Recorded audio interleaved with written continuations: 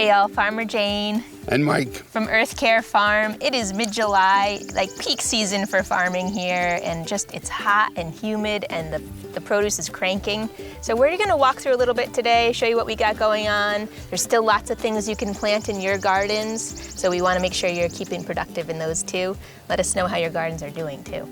So we're right here in our bigger field. Usually we focus on the home garden, but we wanted to show you, this is about what our potatoes are like right now. These look like nice, healthy plants, ready for potatoes. I'm amazed. I asked Jane what she was doing for the Colorado potato beetle, because the first time we planted potatoes, it was attacked.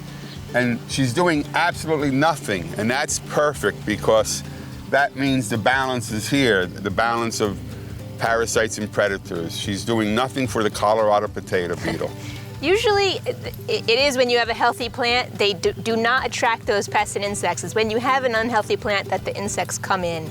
And sometimes, even for us, that still happens. We still end up with some plants that have insect damage. Sometimes it's hard to pinpoint why the plant is unhealthy. Could just be drought stress, or it could be a lack of some mineral.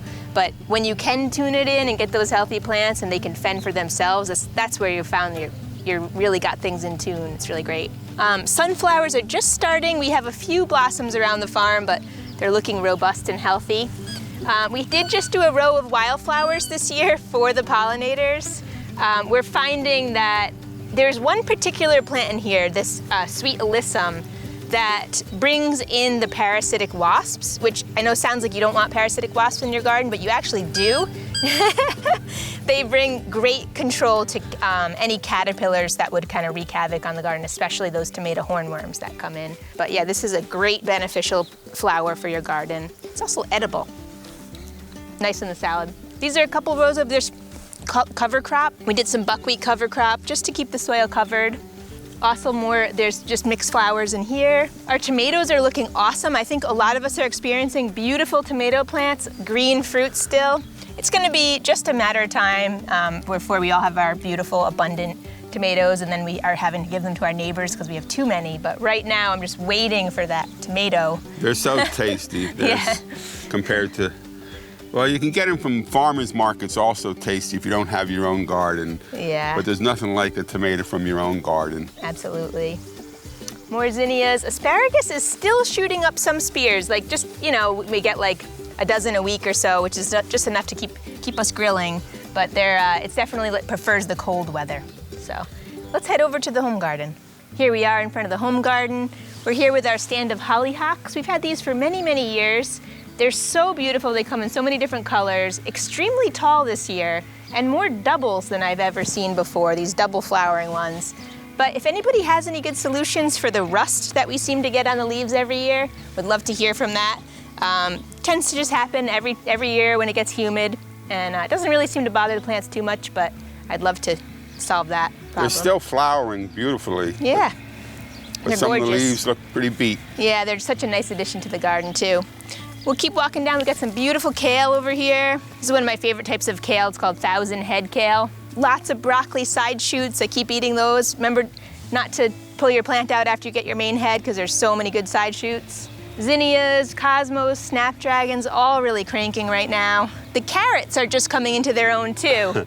Yeah, they're just starting to really be exactly what you want for that perfect grated carrot salad. They're so tender right now.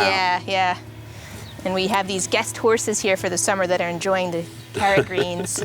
Yeah. Summer squash and zucchini. Mine seems slower than everybody else's. I'm seeing all the Instagram pictures of your summer squash and zucchini.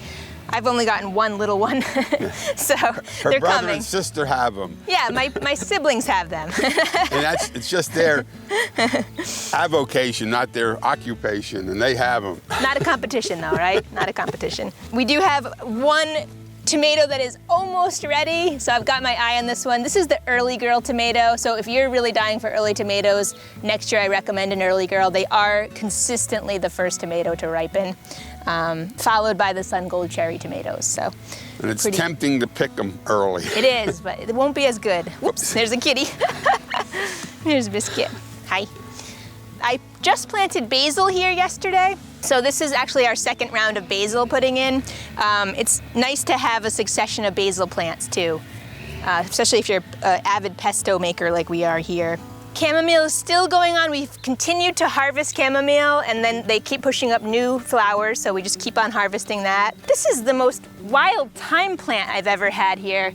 It's like a thyme shrub. It has so much pollinators and insects on it. So many on it. It's amazing. Really nice addition. I put some in a potato salad recently, thyme. You wouldn't think to put that in there, but it was actually really tasty. This was that second succession of peas. Still producing a little bit, probably gonna be done by the end of next week. They really don't like this heat, but we'll take every pea we can from them. They're so good.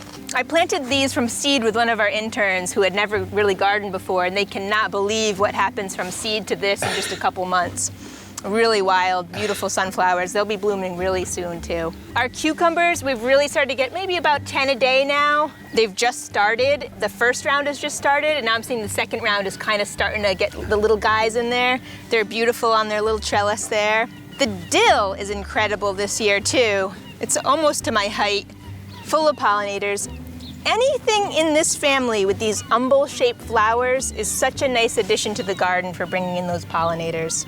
They seem to really like umbel-shaped flowers. We also have beautiful lovage here. It's kind of getting floppy. Time for me to cut back these stalks so that the inners can kind of revive and not be so floppy. And onions are just about ready. Cilantro, so this is my first round of cilantro. I have planted another round of cilantro this week, and this one's ready to harvest now. This cat we also lovingly, we nicknamed her Scarf because that's what she likes. She likes to be a scarf. That's pretty much it for the home garden for today. It changes so much. For you older farmers, your spirit's willing to do it, but your body may not. I recommend you find some young people to help you out. And then for the youngish people like me, find some younger people to teach, right? And also help out. The other thing, the major thing happening this week is we're started to harvest garlic. We seem to be a week behind everybody else around us harvesting, but our plants are just ready now. We'll show you what we're doing with that. We're about halfway through our garlic harvest. Here we are in the middle of the garlic patch. We're just starting to harvest. Well, maybe we're about halfway through. We have a beautiful crop this year.